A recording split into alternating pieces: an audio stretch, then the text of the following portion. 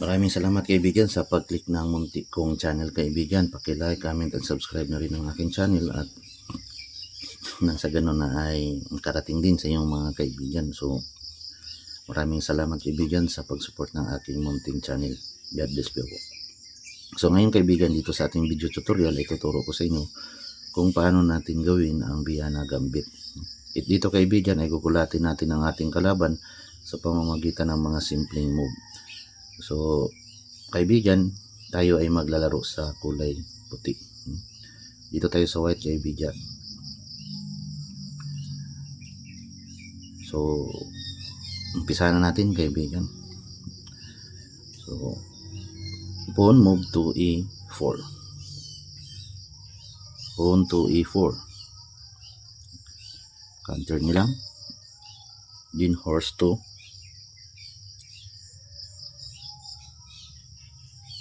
C3. Counter lang din yan ang horse. Then pawn to E4. Dito kaibigan ay ano lang natin siya. Ipaina natin para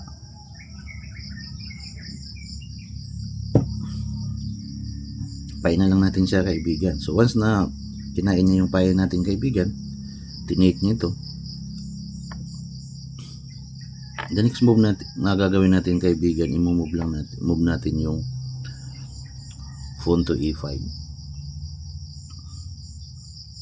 Din mapapansin ng laban niya na kakainin natin yung horse niya.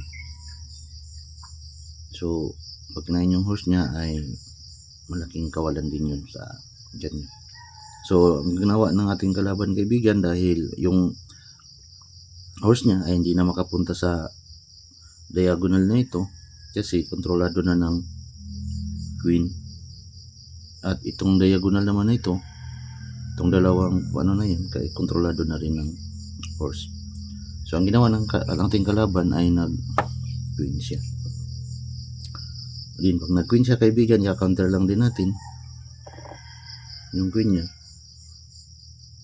So ang next na gagawin niya ay posibleng i-move niya yung horse niya, kasi posibleng kainin na natin at talagang logi na siya, kasi pag kinain natin to, kinain niya yung ano natin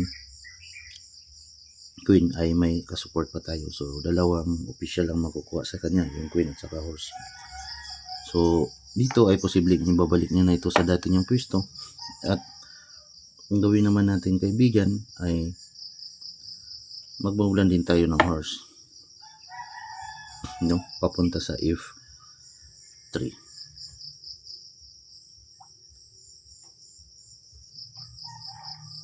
So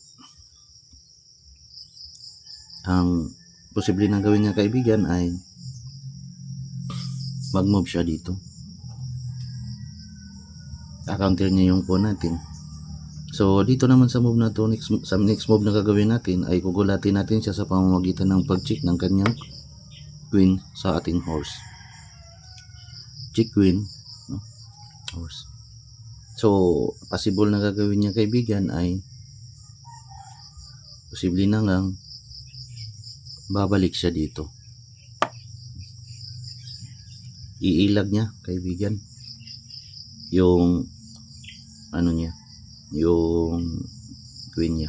So ang gagawin natin kaibigan ay hindi natin iti-take directly yung king niya, pero i-check natin uli.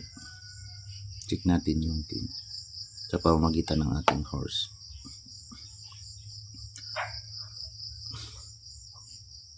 So dito kaibigan ay na-check na yung niya, yung king, at check pa tayo dito sa rook at katabi lang ng kanyang queen. So ang posibleng gawin niya kaibigan ay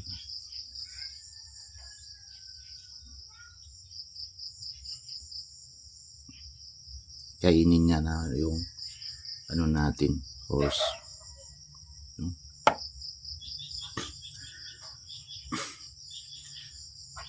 Yan na yung posibleng gawin niya kaibigan, kasi yun ang the best move para doon So dito kaibigan ay gaganti na tayo at kakainin na natin yung queen niya sa susunod na takbo ng ating buhay. So kinain natin yung pawn at discovered check din yun kaibigan. So kung ilaga naman niya kaibigan, kung halimbawa di naman niya pwedeng kainin ito kaibigan dahil discovered check nga tayo, check natin siya. So posibleng sabihin natin kaibigan na nag-ilag siya dito at makakain na natin yung queen niya. Ito makakain na natin, no? So dito kaibigan ay malaki ang chances mo kaibigan na manalo ka sa game dahil wala na yung queen niya. So thank you for watching po. God bless.